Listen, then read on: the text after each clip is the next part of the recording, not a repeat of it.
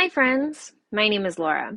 I was preparing to get ready for my next FlossTube episode and show all of my projects to you as normal and be all excited. But after the events of yesterday, it was clear that I could not do that this time. As I'm sure you're all aware, tensions have been rising around Ukraine for the past several weeks. And I was naive enough to think that it was just a show of power and nothing would actually happen.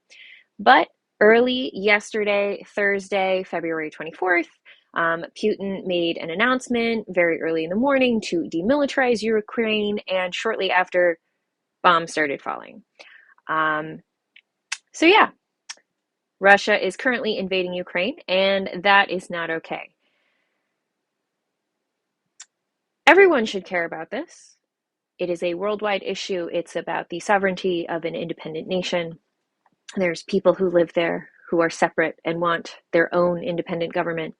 But especially as a cross-stitcher, I feel like I have a slightly stronger connection because Ukraine has such a rich history of different embroidery and cross-stitch designs. There are so many Ukrainian members of our community, so many wonderful designers from Ukraine, that I wanted to learn a little bit more about what was going on and learn how I could support them. I've mostly been getting my news from the Kiev Independent. I will link them below. I've also been following the account Stand With Ukraine on Instagram. I highly recommend them. I've also seen a lot of the indigenous activists I follow posting about this issue as well, and it always makes uh, uh, it warms my heart to see different people supporting each other no matter what the conflict is, and that's where we should be moving to, and that's the sign of a true intersectional movement. So, like any millennial, I decided I wanted to start a hashtag. I want to start Stitch for Ukraine as a way for us Stitchers to support Ukraine. There's a couple things I would like to do under this hashtag. First, I just started a Facebook fundraiser.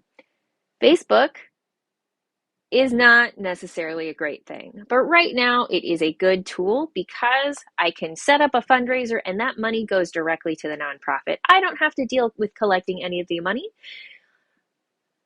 You might also ask, like, why did I create a new fundraiser when there are already existing ones out there?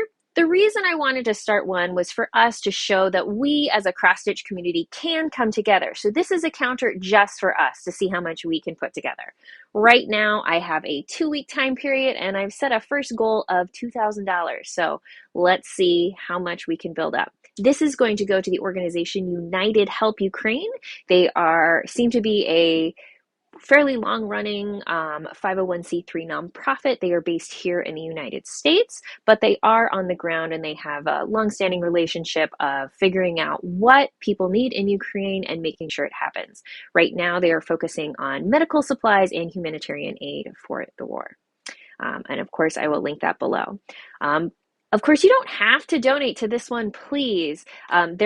One post that I found really helpful was an article from Global Citizen, 8 Meaningful Ways You Can Help Ukraine, and they link multiple different organizations that if you would prefer to donate to them, please go ahead and do that. The next thing we can do as a cross-stitch community is there are many Ukrainian designers that we can support. I have started compiling a Google Doc, which I will again link below. Please share it widely. Here I am collecting as many different Ukrainian designers as I can. So this will be a living document. I will continue to update it. I did, though, want to give a special shout out to Stitchy Princess. She is a Ukrainian designer who regularly speaks up about the hardships she faced in the previous civil war. And over the past several weeks, I've seen her post about the current situation and how nerve-wracking it has been. So thank you, Katerina. I have learned a lot getting this window into your world that I would not otherwise have. Of course, this is not the only issue going on in the world. You might have heard that Texas Governor Greg Abbott sent a letter to the Texas's Family and Protective Services calling gender affirming processes abusive. So that is another issue that I highly encourage you to research and donate. I will link some organizations down below.